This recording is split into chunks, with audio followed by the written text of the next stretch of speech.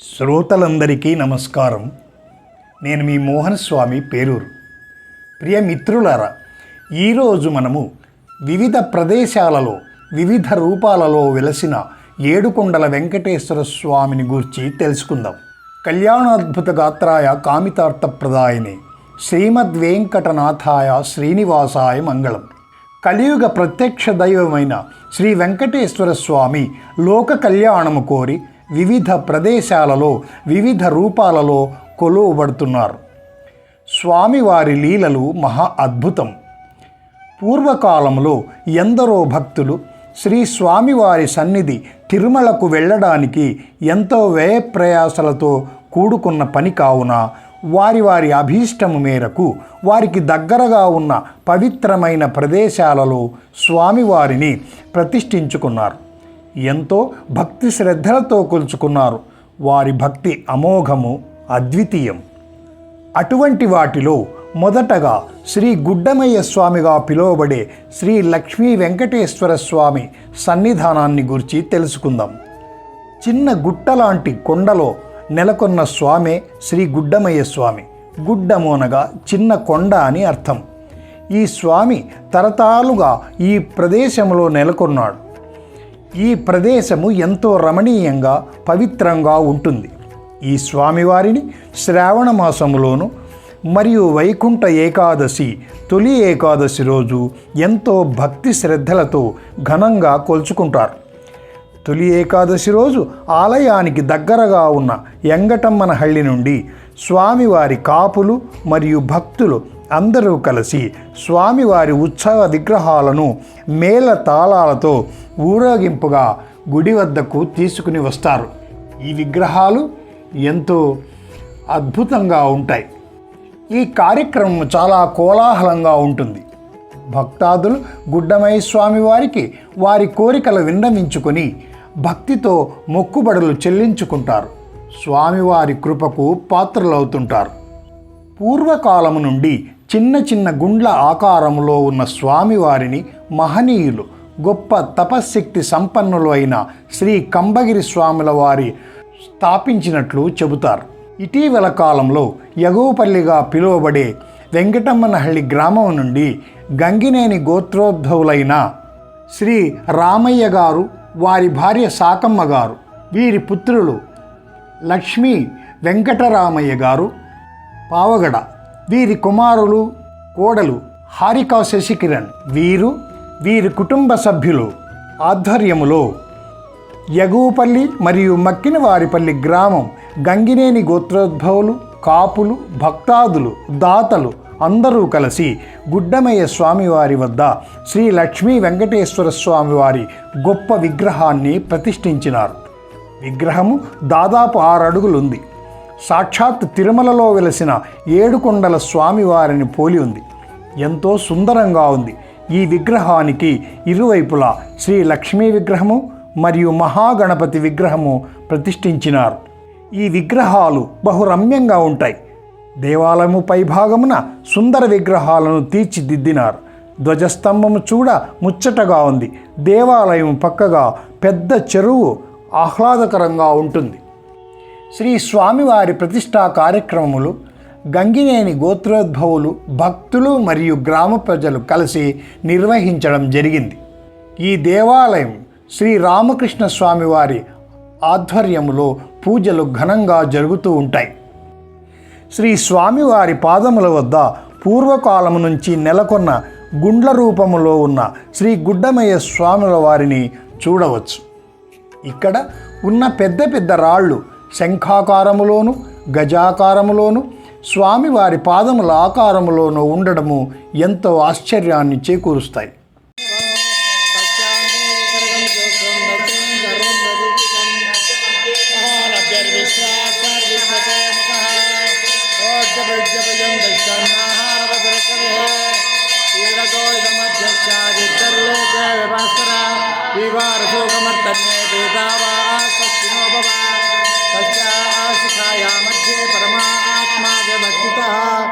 तद्ब्रह्मस्य शिवस्य हरिस्य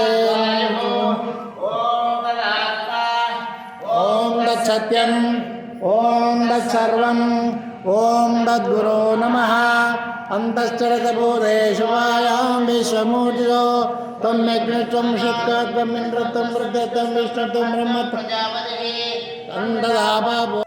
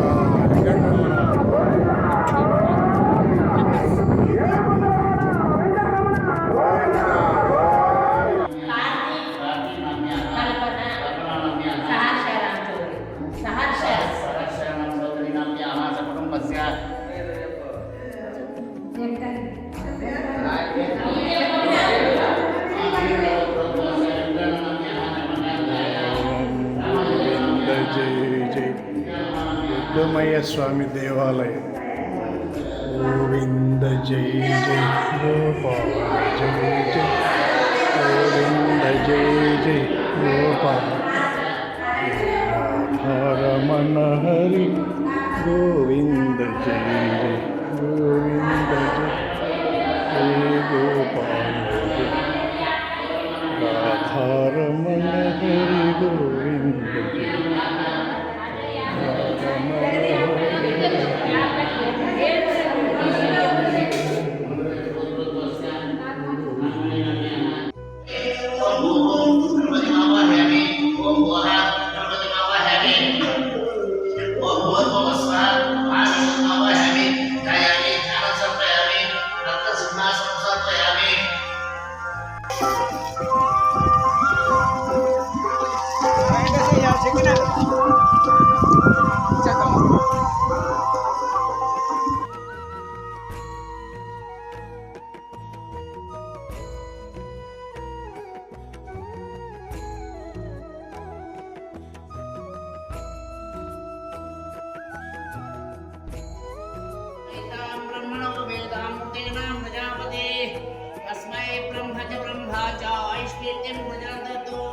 అఖిలాండకోటి బ్రహ్మాండ నాయకస్య అఘటిత భరతామా కైలాసవాసస్య వైకుంఠవాసస్య సప్తగిరి నివాసస్య శ్రీ లక్ష్మీ వెంకటేశ్వర సహిత కుటుంబయ్య స్వామి దేవతాభ్యో నమః స్తోత్రమవధార్య. ఈ పవిత్ర రమణీయ ప్రదేశము కర్ణాటక పావగడ తాలూకా నాగలమడక హోబళి వెంకటమ్మనహಳ್ಳಿ ఎగువపల్లి మరియు రామగిరి మండలం మక్కినవారిపల్లి పేరూరు గ్రామాలకు దగ్గరగా ఉంటుంది. ఈ ప్రదేశాన్ని ఒక్కసారైనా సందర్శించి తరించగలరు. ఓం నమో వెంకటేశాయ. సర్వే జనా సుఖినో భవంతు. సమస్త సన్మంగళాని భవంతు.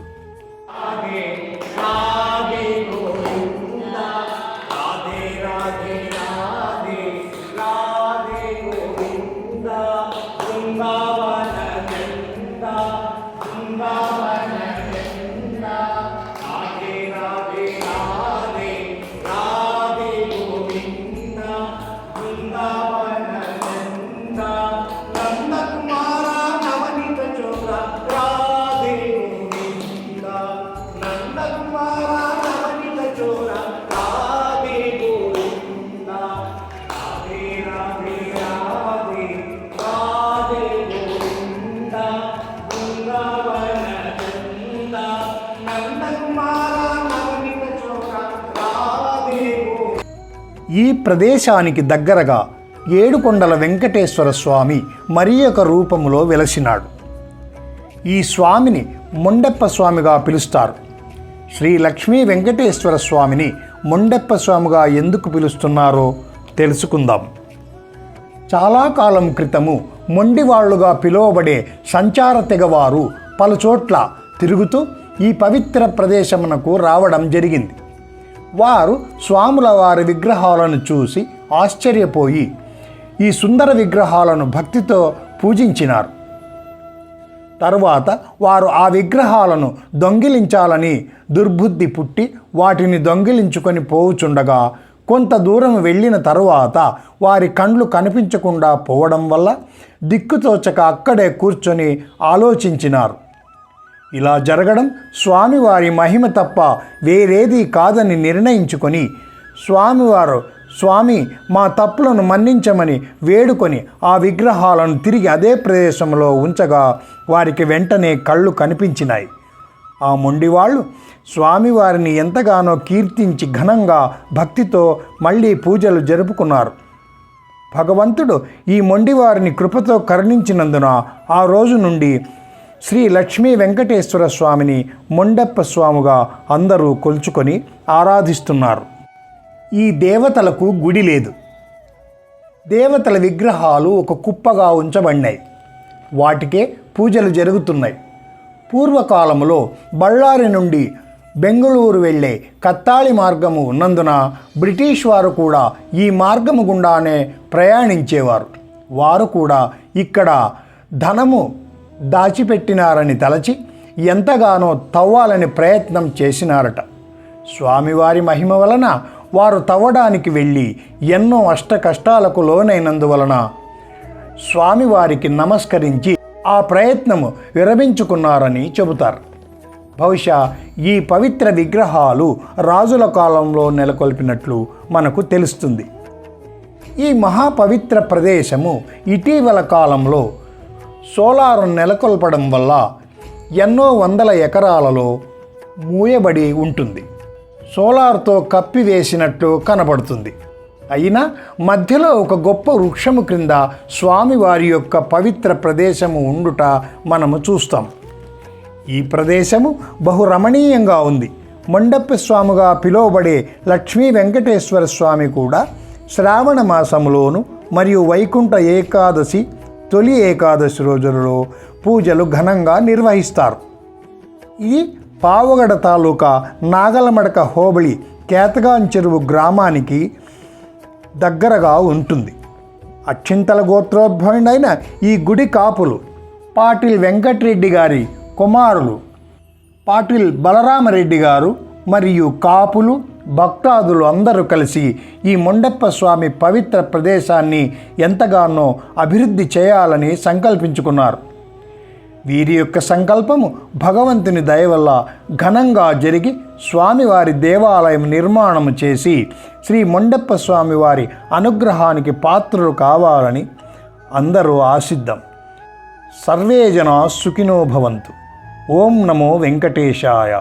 మీకు ఈ వీడియో నచ్చినట్లయితే లైక్ చేసి షేర్ చేయండి.